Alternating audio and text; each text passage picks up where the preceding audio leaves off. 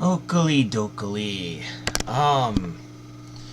I wanted to talk about some things that I've noticed after watching Zettai multiple times since, I got my DVD. I think I watched it at least like 11 or 12 times now.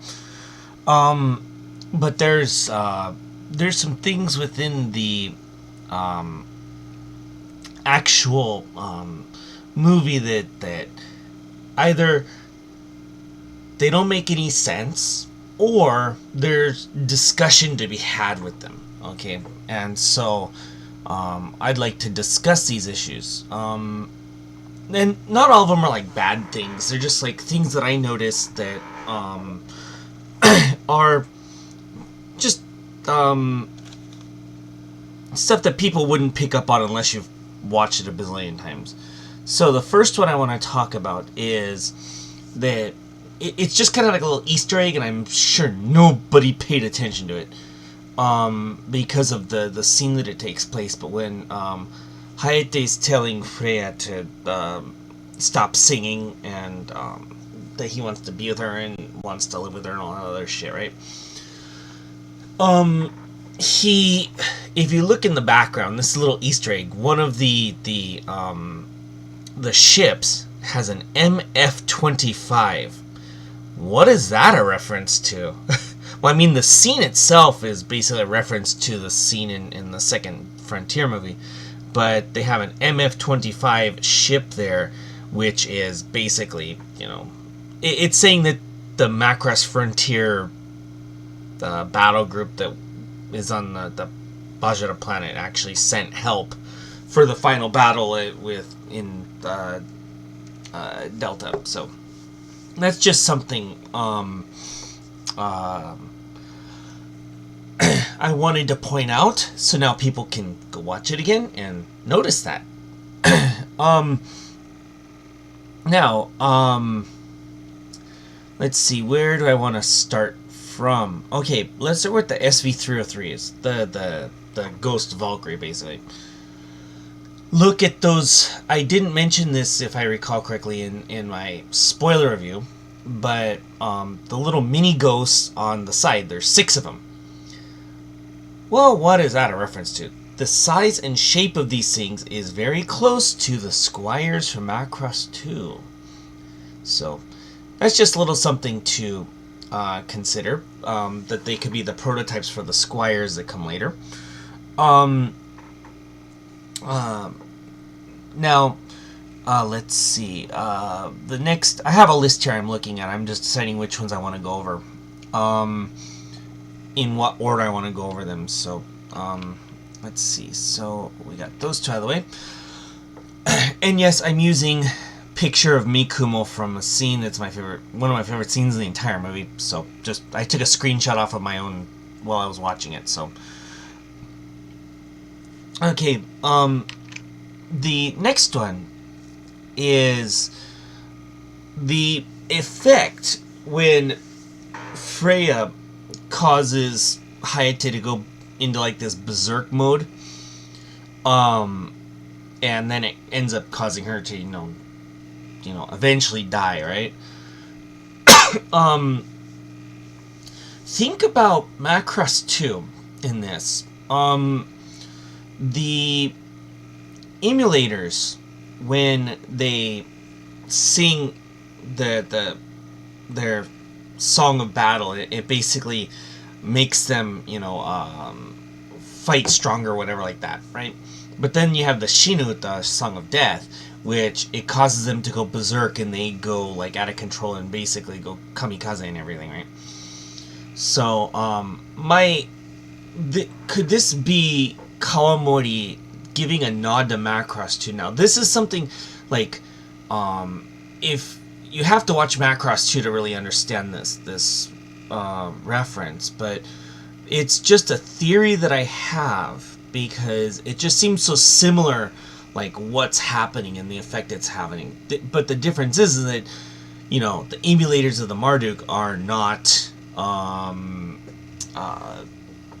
they're not Windemirian, so they don't, lose their life. And when they sing the song, they're their skimpy suit really lights up, right? That's part of the emulators of like power. Are they using the power through song, and the clothing they're wearing, is that boosting their fold wave energy? We don't know, but this is just a thought that I had that I thought I'd bring up. And please comment if like you understand the reference of Macross 2 and you can, discuss this. Then let's see. So we've got that out of the way.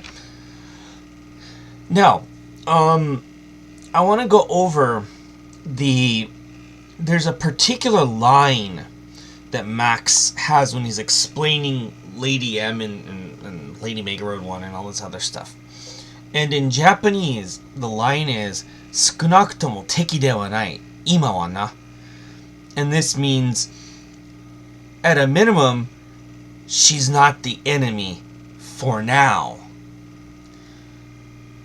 Now, this is basically saying that if Chaos or any of these other groups started to try to force try to push technology too far, or they try to take advantage of protoculture too early, that it might cause Lady M to turn on them.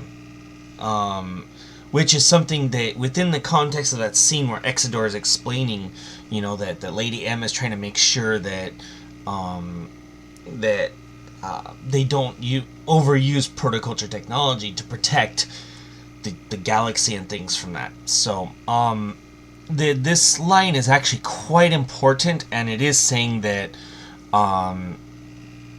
that Max understands that if things get out of control with technology, that it's going to cause Lady M to turn on them. And this is actually, I think, a good segue into what happens in Macross 2 with the what people perceive as a downgrade in technology in terms of the way that things look and stuff like that, right? Between Macross 2 and, let's say, Macross Delta. And this is one of the reasons that a lot of people give for it not being canon, which is absolute bullshit. But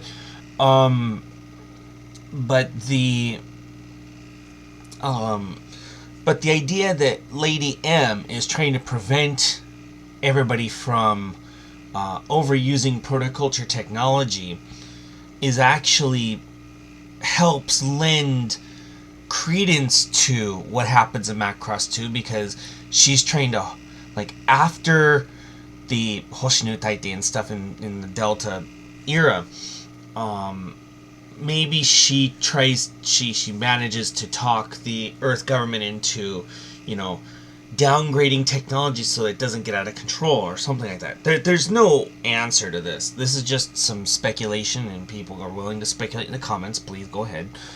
What do you think of that? But this is kind of an important point to think about when people want to say, Macross 2 isn't canon or whatever. But this could be one of those little lead-ins that Kawamori's putting in there so that it says basically, like, the Earth government took it to heart, and then they ended up, screwing themselves. The next thing I want to go over, I'm going over the easier stuff first, just to get out of the way. There's a couple things here that need a little more detail, but I'm going to save those for the end because those are the real discussion pieces, and I want to take time with those. First one, ever since, it started in Macross Plus. Isamu would take his hands and make it look like a fighter or a jet or something. He was, playing around with Lucy with it and stuff like that, or he would raise it up to the sky and look at it and stuff like that. Which, for Isamu, I'm like, okay, that's Isamu's personality. I'm fine with that, right? But has anybody noticed that every single Macross, outside of 7 maybe, since then, I can't remember if there was a scene in 0 with it. I don't think so, but at least with Frontier and Delta, it's a constant thing. And ever since 0, this whole obsession with the wind his, you know, like, I think it's gotten kind of out of control. And I think that Kawamori is, you know, like, I think he's overdoing it with this, because, you know, when you see Isama doing it, you're just like, okay, all he cares about is flying. He's very, like, as much as people want to say Basara is a one-dimensional character, Isama is a very one-dimensional character too. And that's not to say that one-dimensional characters are bad in any sense of the word. I'm just saying that you know, people want to compare Isamu to let's say Basara, and nah, you just don't. They're both very one-dimensional characters. But I want people to think that this hand sign were like missed, like in Delta, Mirage, just in Zettai Raibu, Mirage does it. They have the flashback scene with Messer. Hayate does it. Max does it at the end. It's just like over and over and over again. And then Frontier, you had, you know, especially at the beginning of the first movie, when they're like preparing for their like little flying acrobat show for Cheryl's first concert on Island 1 or whatever. You know, all of them are doing it because they're trying to, you know, like imagine their, you know, little flight patterns during the show, right? And Aruto does it constantly, and it's just like, you know, I think if it's gone overboard, they've completely gone overboard with it. So, you know, I think that this is something I'm kind of annoyed with, actually. It gets on my nerves watching it over and over again. What, this is just a quick little thing. It's not that big of a deal, but, I noticed this more as I watched it more. And that is the scene where they're testing the Kairos Pluses, and then Max comes out in his Durandal and just like lays waste to everybody. Max intentionally gets Hayate to do his little dance because Hayate will be too concerned with dancing that Max will be able to close in on him and just beat him, which is what he does, right? So Max shows like that you know, you shouldn't be just sitting there dancing around. And what that also shows is a lack of ability of the pilots to actually like learn how to deal with Hayate. And Hayate is not that great of a pilot, right? You know, I mean, of course I'm comparing him to Max, but if you think about it, Hayate basically, that's his only move, and Max can tell that. So he's just like, okay, I'm gonna show him that he's not, you know, that great, right? So he intentionally shoots at his feet to get Hayate to start dancing, and while Hayate's busy paying attention to his little in-mailman dance, Max is able to close in on him and beat him down, right?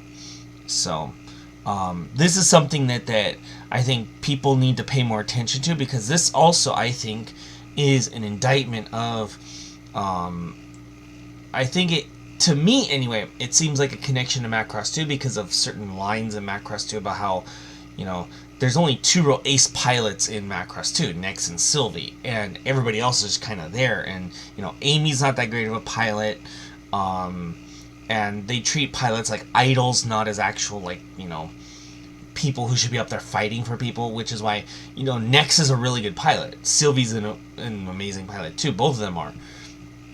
But they're like the only two, and everybody else gets basically wrecked in Macross 2. So this is probably this is, in my opinion, an indictment of what happens to pilots going forward, is that there's nobody who's that good anymore, like a max level kind of pilot. I'll say maybe Nex or Sylvie, but I don't even think they get close to max. Okay, the next thing is something you have to like look really carefully at when they talk about Ian Cromwell in the when Exodore starts talking about him, and they bring up his profile. It says he's 56 years old, but he's a quarter Zentradi. Now, that doesn't make any sense. Now, I don't know who was thinking about that and who wrote that. But think about this. Macross Delta Zettai Raibu takes place around 2068. What is 56 years before 2068? 2012. How could Chromo be a quarter if the war only ended 2 years before that in 2010, and there was no like mixed, Zentradi human couples until Max and Miria in 2010 or so, right? This makes no sense. And this is, I don't know how they like screwed this up, or I don't know like what they were thinking, but if you notice it, this is absolutely weird, and it shouldn't be there. He should be like half Zentradi. Like, I can understand if he was half Zentradi, but a quarter, and he was born the year Mega Road 1 left? Yeah, nah. There's some bullshit going on there. I don't know. I don't think Kawamori was paying much attention to this. Would let that shit go. Okay. Now, there's going on to this next point is a little more of a taking a look at certain lines within Zettai Raibu that kind of give you a they make you question some things about the motives of certain people. Okay, so since we talked about Chromo, people think Chromo is really the bad guy here. Okay, and I think just like Windermere, Epsilon was using Windermere to gather information during the war, and then they used Heimdall as an excuse to try to get rid of Lady M. This is my theory, and this goes directly to what some of the things Sidney Hunt says in the movie. There's two particular scenes that come to mind. One is the where Heimdall is or Chromo's bringing up the fact that Epsilon was using Windermere and Lloyd to do things, and then they were using Heimdall to do certain things, and Sydney's response is, "You're both very valued customers," kind of thing, right? See, and then if you think about right before Chromo has him killed, he is in communication with people at Epsilon that basically tell him to steal the Yaminu Taite, which is basically the thing inside the siren system where the baby is, and to return it to Epsilon so they can use it again later, right? And then Chromo kills him before he can, escape, right? What this tells me is that they were just using Windermere to and their qualms with the Earth government to find out more about the protoculture system and the protoculture like the Hoshino Taite and how it works and all these different things, and they used Lloyd as a way to gather this information, which if you watch the TV series you can see how close Belgar Stone is to Lloyd throughout most of the second half of the TV series when you're really paying attention to what he's saying and things like that.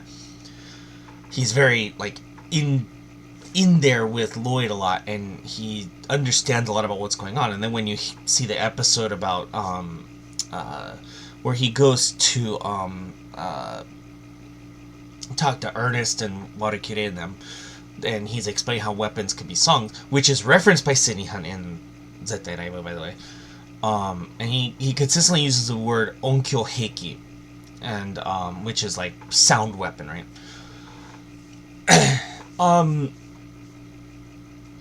But Belgar Stone gathers the information from Lloyd, takes it back to Epsilon, and then Sydney's able to use the cells from the other Hoshino Taite to, create and use a more advanced version of the Sharon Apple system to do what he does in the movie. So I really think the enemy here is not Heimdall. I think the enemy here is actually Ypsilon. And I think if you pay really close attention to those certain little things, you'll notice that yeah, Heimdall believes that Lady M is doing this, and Chromo believes that as well. But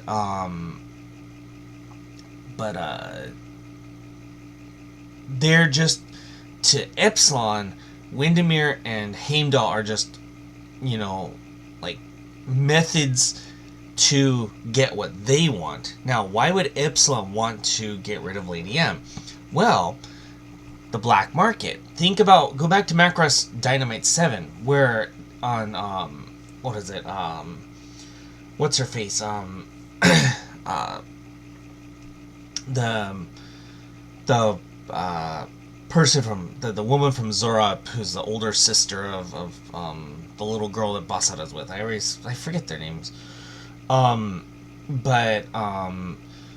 They bring up the black market stuff there. Also, they have the black market stuff with the Bioneural chip from Macross Plus as well. So, is this connecting the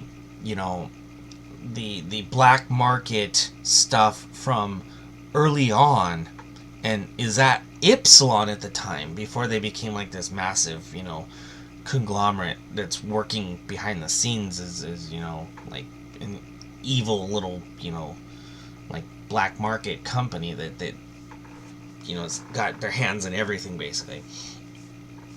But if you pay really close attention to some of this, it seems like that Ypsilon is really the enemy here. Now, the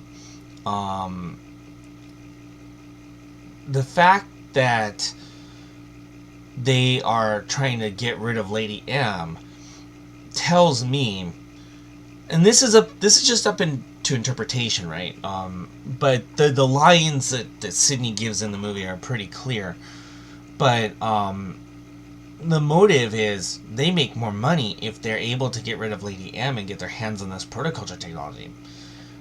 So they realize how powerful this technology is, and if they can, sell it for massive amounts of money, they would basically, they would control the entire monetary system of the galaxy, essentially, right? So I think that's probably what their overall motive is, but that's just speculation because we don't know.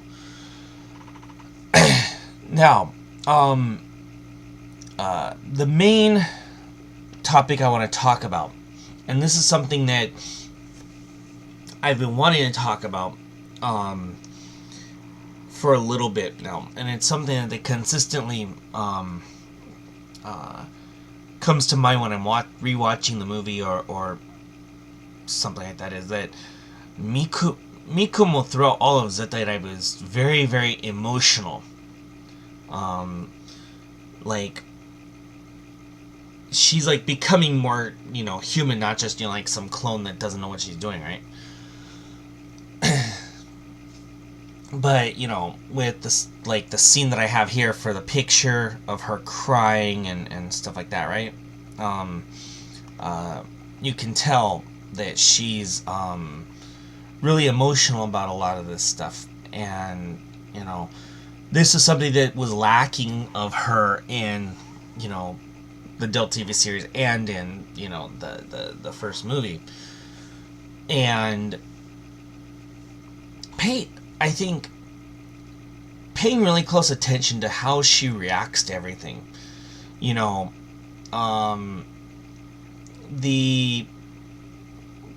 like in the beginning, because I saw some like other person who did a preview to the what they're showing in the previews and said, oh, Mikumo's emotionless again like a robot, which is not true. And picture is a screenshot directly from the movie, so that's not true. But the first scene where she's just staring at the protoculture ruins there, I wonder why she's there. To me, the inscription on the on that thing on the outside looks like Tori no Hito from Macross Zero, not from Hoshi no Taite, right? So, if you go back and watch Macross Zero, you'll see the similarities there. So, there might be a hint there that maybe after Macross Zero, or maybe the protoculture had is insinuating something about the Tori no Shito with the Hoshi no Taide or something like that, right? But she's like going back to now. Is that the place where her cells originally were before they were stolen, or is there something else to it? And that's what I don't know. But she does look kind of emotionless in that one particular scene when she's looking up at the picture. But maybe she's in deep thought. And this is quite an interesting scene, and I can't figure out what to make of it because I'm not sure. Based on the conversations with Johan later about how Hayate's father was on Windermere and all this other stuff,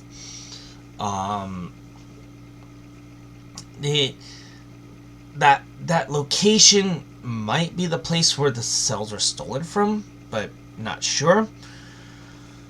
So we can't really say for sure, right? But pay close attention to Mikumo's emotions throughout the entire movie, because she's, you can tell she's growing. Like, heck, before she walks over there, like, the kids are like making fun of her because she can't, like, drink fizzy stuff, right? And then she basically takes a challenge of the kids and just drinks it all at once, right? Out of that big jar. So, you can tell she's, I don't want to say maturing, but she's growing. And I think that because of the way the movie is set up to put Freya and Hayate in the forefront, Mikumo tends to get forgotten, I think, in the movie.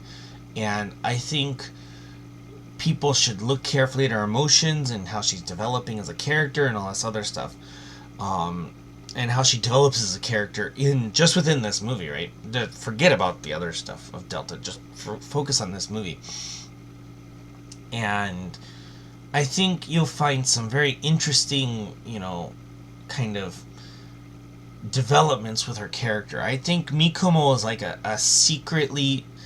She's in the forefront, but she's just a step back so that Freya can stand out in the forefront, because the movie is basically about Freya, right? Freya is the main character of Zettai Raibu. It's not Hayate, it's Freya, okay?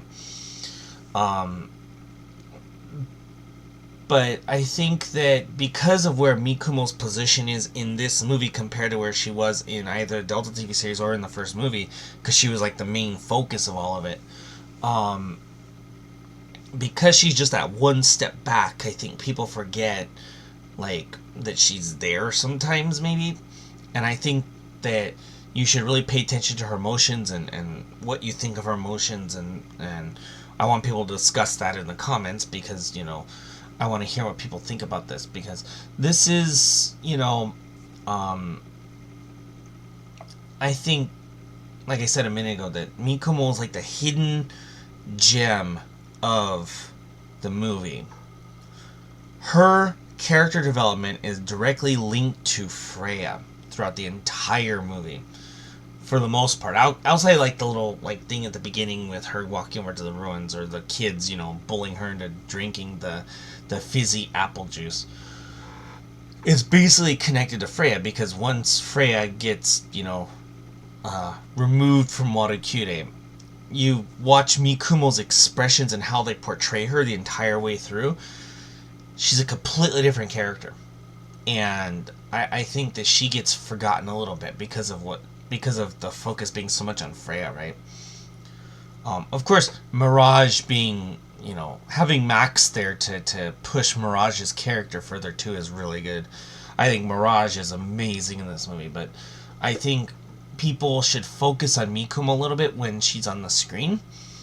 And I want to hear what people think about that. Rewatch the movie if you have the opportunity to, or just go to my other channels that I have the movie uploaded to, and you can watch it there. pay very close attention to Mikumo's character.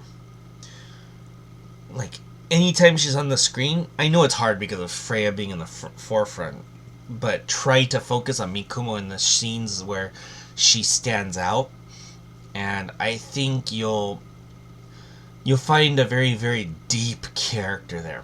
And that's something that wasn't there in either the TV series or the first Delta movie. And I think it'll make your enjoyment of the movie a lot more. And you'll enjoy the movie a lot more if you pay attention to Mikumo when she's on the screen. It'll change everything you see about the movie. I think it'll deepen everything about the movie once you pay attention to what she's doing. So, but those are the things that I noticed when I was watching it. Was it yesterday? Day before? I think it was the day before yesterday. I don't know. I watched it last night too. I'll probably end up watching it today too. I don't know. But I just wanted to point this out because I thought that it would be interesting to get some discussion on some of these points. And see what people think. And please comment, just, comment, any kind of theories you might have. I'm not gonna, like, say your theory is stupid or something. I might, like, if it doesn't fit with the canon of Macross, I might say, well, that's a good idea, but this is where the canon says you might be wrong here or something like that. But I'm not gonna criticize any comments, right? I don't, like, people are free to comment and, give their opinions, and I'm not going to immediately, reject your ideas, okay? I will read them, and I will, I like to have, like, honest discussions, because I know most people, because they don't have access to all the Japanese sources and things like that they can't get the full canon information. And it also, for most of the stuff, like, Frontier or like 7 or something like that, all of it's fan subbed. And the fan subs is really up to who is, writing the subtitles for those. And if their Japanese is not there and they don't understand Macross very well, they're not going to translate it properly. This is why everybody with the official Macross 2 release that they had 30 years ago, that the translation has very few connections to actual Macross, because the translator screwed it up.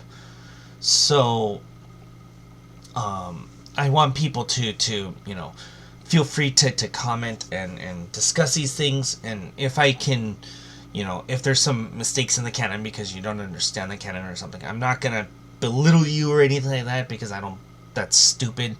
We're all fans of it. I'll belittle the people who say Macross 2 isn't canon. Those people deserve to be belittled, but those people deserve it because they don't know anything. But because they don't understand it. But but for people who want to, theory craft with me, please. Or if you have another thing that you notice if you watch the movie somehow and you're able to watch it, and there's some other things that you're theorizing, please put it in the comments. I'm not gonna, I want to hear what everybody thinks. I want to hear what everybody thinks, and we can theory craft, because Kawamori intentionally, he openly said in an interview, I think it was in New Type magazine, that he left a lot of things to interpretation, because his viewpoint is you never learn the actual history of anything in the moment. It takes many years later, or maybe you never learn it at all. You never learn the actual truth of what happened for something, right? So I think that this would be like, I think this movie itself is proof that there's a lot of room to talk about all these issues. And I think he wants us to discuss these things, which is why he purposely left it very ambiguous in a lot of ways. So please comment, put your ideas out there, we'll discuss. I'm in the comments all the time, in the spoiler review I did, I've been in the comments constantly, talking to people and stuff, so people know I'll be in the comments. So, Feel free to comment any of your ideas on some of the things I talked about, or if you have something else you want to discuss within the movie, please put it in the comments. Please, please, please, please do it. I am perfectly happy with, you know, people theory crafting and you know, commenting all they want in there, and we'll discuss it, because all of this is about discussion. So anyway, that'll be it all for this video, and I will see you in the next one.